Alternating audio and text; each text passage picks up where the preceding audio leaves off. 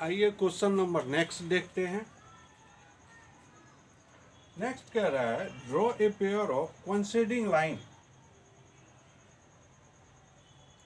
Draw a pair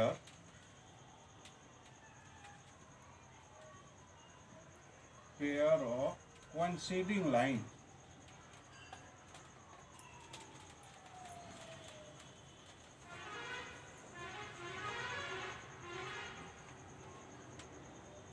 coinciding lines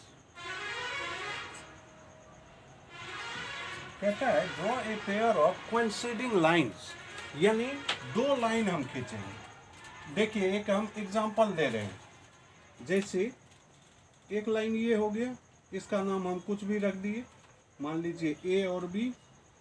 दूसरा line खींचे, इसका नाम रख दिए कुछ भी, सी और डी। अब ये जो दोनों लाइन है, ये दोनों लाइन एक दूसरे पे आ जाना ही कोइंसाइडिंग लाइन कहलाता है। जैसे ये एक पेयर हो गया, पेयर मतलब होता है जोड़ा, ठीक है। दो लाइन है ए और बी, मान लीजिए यहां से हम इसका नाम रखे ए और इसका नाम रखे बी। फिर उसके बाद सी डी, ये जो लाइन है इसको यहीं पे हम लिख देंगे, इसका नाम हो गया सी, इसका नाम हो गया डी। ये देखिए, इसी को कोइंसाइडिंग लाइन कहते हैं, यानी एक ही लाइन पे दूसरा लाइन का आ जाना कोइंसाइडिंग लाइन जो है ये कहलाता है। तो आंसर आपका ये होगा, ये है कोइंसाइडिंग लाइन। ये हम आप लोग को एग्जाम्पल बताए हैं, ठीक है। आंसर ये होगा। अब आइए नेक्स्ट क्वेश्चन की ओर चलते हैं। ये आंसर है।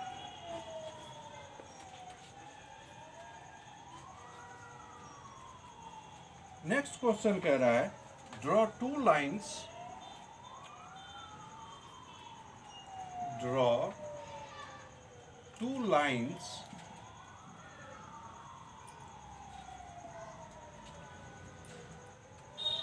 F1 and F2 and F2 perpendicular।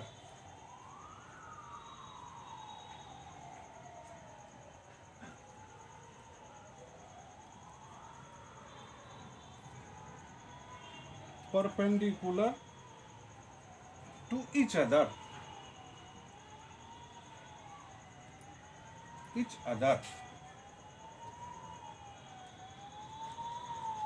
कहता है ड्रॉ टू लाइन्स F1 और F2 perpendicular to each other, एक दूसरे का परपेंडिकुलर होना चाहिए। तो एक हम लाइन खींचे F1, इसका नाम रख दिए F1, ठीक है। ये और ये लाइन हो गया F1, ठीक। अब कह रहा है F2 जो है परपेंडिकुलर होना चाहिए ईच अदर, एक दूसरे पे परपेंडिकुलर होना चाहिए, इसका नाम रख देंगे F2। यही हो गया परपेंडिकुलर। परपेंडिकुलर उसको कहते हैं जब परी रेखा पे खरी रेखा आके गिरती है और दोनों साइड 90 डिग्री का कोण बनाती है, तो वही परपेंडिकुलर लाइन कहलाता है। ये हो गया, ठीक है। अब आइए नेक्स्ट क्वेश्चन की ओर चलते हैं।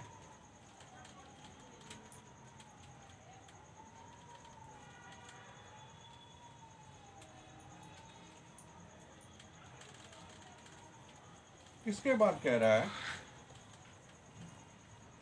Draw a pair of line, A pair of lines that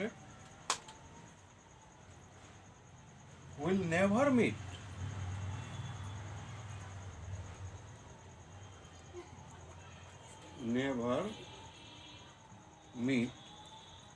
at any point,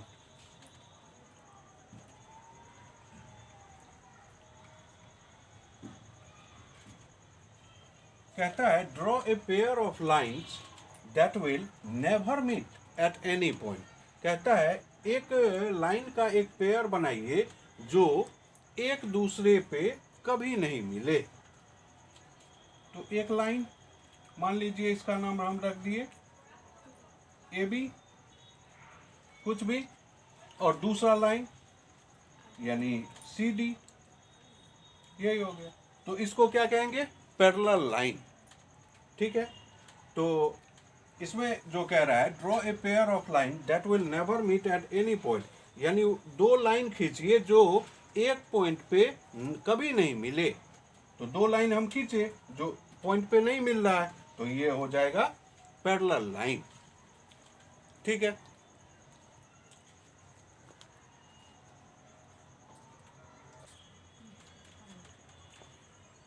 next question में कह रहा है how many unit cubes are needed to fill a cuboid of dimension 5 units multiply 6 units multiply 7 units। तो कहता है how many units cube. ठीक है, तो जिसका डायमेंशन एक क्यूब है उसका डायमेंशन यानी चारों साइड की माप जो है वो इतना इतना इतना है। तो कहता है तो कितने क्यूब जो है वो बनेगा, कितने क्यूब होगा। तो सभी को मल्टीप्लाई, डायमेंशन है यानी वॉल्यूम ऑफ क्यूबाइड। ठीक है, तो 5 मल्टीप्लाई 6 मल्टीप्लाई 7 210 यूनिट्स। सबको मल्टीप्लाई कर लेंगे, यही आंसर हो जाएगा। नेक्स्ट क्वेश्चन है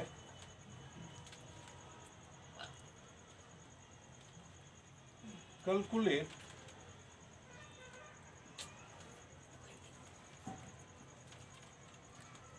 the number of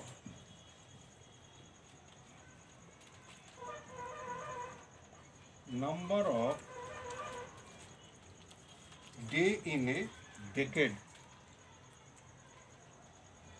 day in a decade।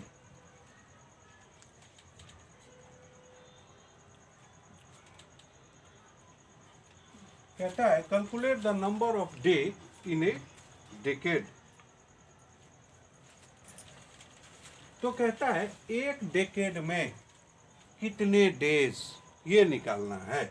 तो सबसे पहले डेकेड कितने, किसको कहते हैं डेकेड? 10 ईयर्स को, 10 ईयर्स को डेकेड कहते हैं। यानी डेकेड बराबर, ए डेकेड बराबर होता है 10 ईयर्स। डेकेड बराबर कितना? 10 ईयर्स। तो कहता है इसको डे में निकालना है। तो 10 ईयर्स, 10 ईयर्स का निकालना है। तो पहले तो एक ईयर्स का निकालते हैं। 1 ईयर बराबर 365 डेज। तो 10 ईयर्स बराबर 365 मल्टीप्लाई 10 इक्वल टू 365 पे 1 0, इतना डेज। यही हो गया हमको। कहीं पे दिक्कत? डेकेड 10 ईयर्स को कहा जाता है। ठीक है,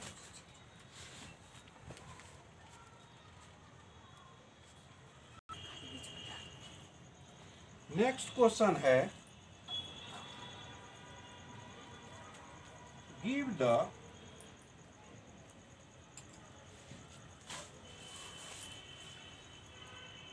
next two numbers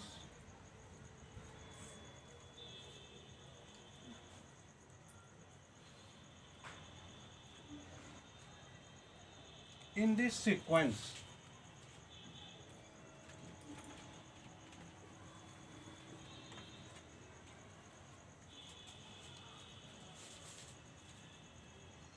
in this sequence. कहता है नेक्स्ट 2 नंबर लिखिए जो सीक्वेंस में हो। तो 2.3, उसके बाद है 3.0 और फिर है 3.7। तो कहता है 2 नंबर और लिखने के लिए। तो सबसे पहले हम देखेंगे ये सीक्वेंस कितने कितने का डिफरेंस है सभी में। जितना का डिफरेंस होगा उतना प्लस करते चले जाएंगे। इस तरह का कोई भी हिसाब हो, कोई भी क्वेश्चन हो, तो ऐसे ही बनाएंगे। ये एक पैटर्न के टाइप में है। तो सबसे पहले हम 2 नंबर के बीच का हम डिफरेंस देखेंगे, कितने का डिफरेंस है। जितना का डिफरेंस होगा उसमें उतना इसमें जोड़ के लिख देंगे, वही हो गया आंसर। तो पहले तो हम कोई भी नंबर ले लेंगे, मान लीजिए या ये दोनों भी ले सकते हैं या ये दोनों भी ले सकते हैं, कोई भी ले सकते हैं। तो हम ये दोनों लेते हैं, आप लोग ये दोनों भी ले सकते हैं, कोई दिक्कत नहीं है। तो 3.0 पहले हम डिफरेंस देखेंगे, दोनों में डिफरेंस कितना है। 3.0 और 2.0 दोनों को माइनस करेंगे, सॉरी 2.3,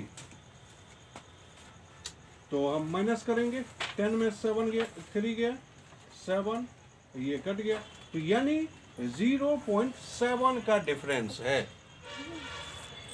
पता चल गया। अब इसमें हम 3.7 में 0.7 प्लस करेंगे। अब प्लस करेंगे, पहले तो हम दोनों में डिफरेंस देख लिए कितना का है। अब इसमें हम प्लस करेंगे, ये हो 7 7 14, बाकी 1 और 3 1 4। तो पहला क्या होगा 4.4, एक हो गया आंसर। अब देखिए दूसरा, अब फिर इसमें कितना का डिफरेंस था 0.7 का, तो फिर इसमें हम 0.7 प्लस करेंगे।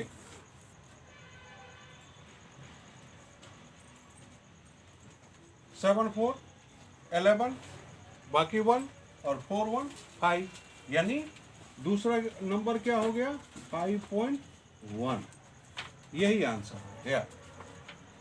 ये दोनों आपका आंसर हो गया। इस तरह से हम रफ करके तब हम समझने की कोशिश करेंगे, ठीक है।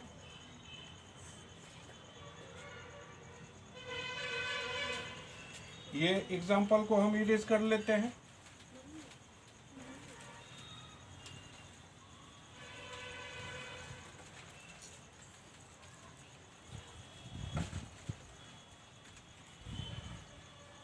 अब आइए नेक्स्ट क्वेश्चन की ओर चलते हैं।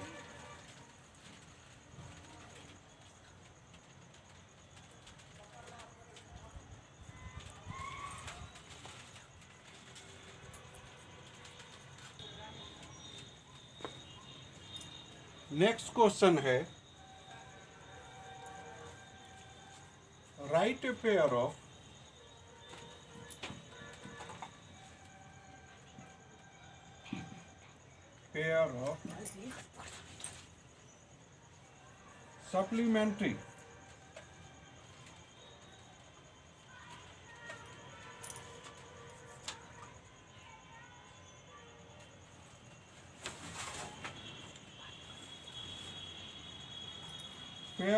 supplementary angles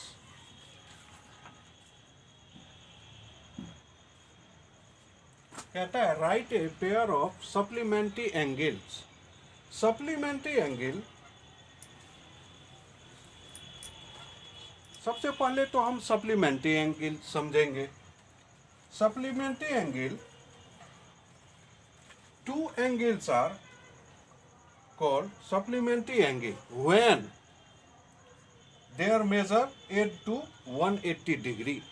यानी सप्लीमेंट्री उसको कहते हैं जब 2 एंगल को प्लस करने से 180 डिग्री हो जाए, उसे सप्लीमेंट्री एंगल कहते हैं। उसके बाद है पहले तो इसको कंप्लीट कर लेते हैं, फिर इसके बाद जो है कम्प्लीमेंट्री एंगल भी बताएंगे आप लोग को। तो 2 दो एंगल ऐसा लिखना है जिसको प्लस करके 180 डिग्री हो जाए। तो अपने मन से कोई भी दो एंगल को प्लस करना है जो जिसका जो ऐड करके 180 डिग्री हो जाए। तो हम ले लेते हैं कुछ भी, हम या तो 90 degree plus 90 degree equal to 180 degree, या नहीं तो 60 डिग्री प्लस 120 डिग्री बराबर 180 डिग्री। ये सभी सप्लीमेंट्री एंगल हो रहा है, ठीक है। तो इस तरह से बहुत सारा होगा, ठीक है। तो आप लोग अपने मन से सप्लीमेंट्री एंगल लिख सकते हैं जो दो एंगल का माप 180 डिग्री का हो। इसके बाद आइए समझते हैं कॉम्प्लीमेंट्री।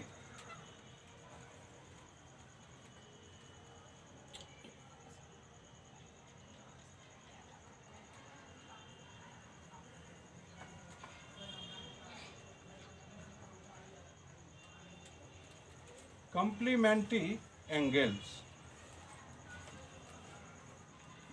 कॉम्प्लीमेंट्री एंगल्स किसको कहते हैं? जब दो कोनों को प्लस करने से 90 डिग्री हो जाए उसे कॉम्प्लीमेंट्री एंगल कहते हैं। जैसे 45 degree plus 45 degree equal to 90 degree, ठीक है। सप्लीमेंट्री 180 डिग्री होना चाहिए और कॉम्प्लीमेंट्री 90 डिग्री। कुछ भी ले सकते हैं, 60 degree plus 30 degree equal to 90 degree. तो इस तरह से हम सप्लीमेंट्री और कॉम्प्लीमेंट्री एंगल को समझे, ठीक है। अगर समझ में आ गया हो तो कमेंट कीजिए, कैसे आप लोग आसानी से समझे या नहीं, कमेंट कीजिए और चैनल को ज़्यादा से ज़्यादा लाइक सब्सक्राइब कीजिए। धन्यवाद।